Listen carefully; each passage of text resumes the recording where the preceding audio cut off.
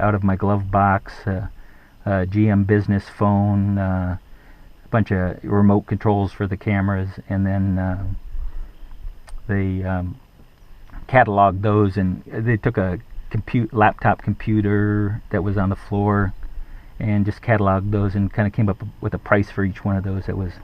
They came up with a value of $8,900, I guess.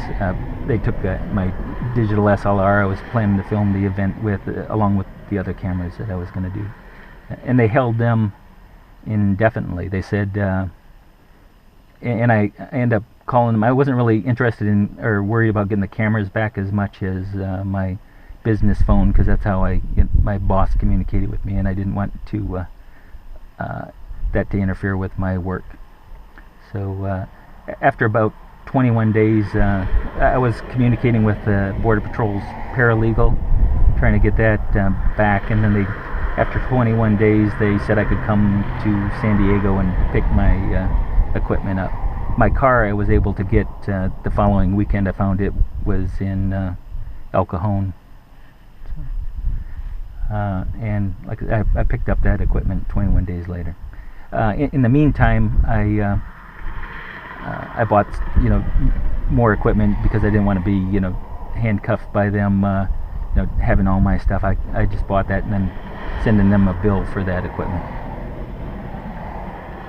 And how do you feel in general about your surveilling the Border Patrol? Do you think it's important for citizens to stand up against?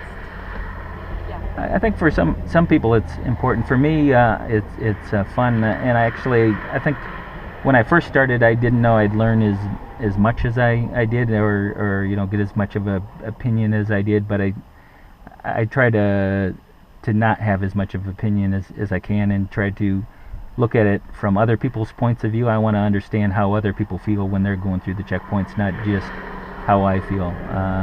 Maybe my feelings have got stronger over time, but I think I still am able to pull away from that and look at the situation objectively.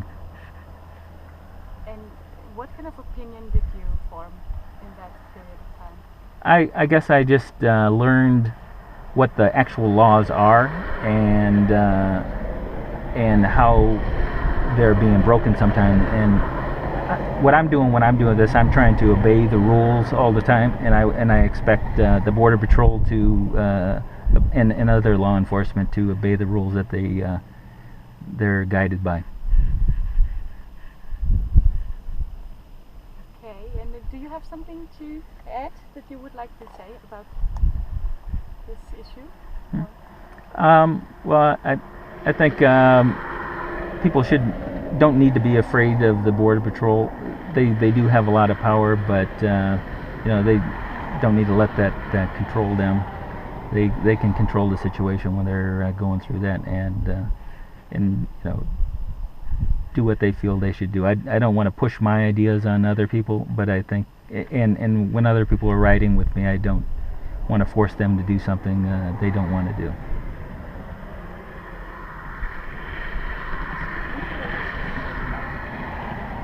Okay, thanks. All right, thank you.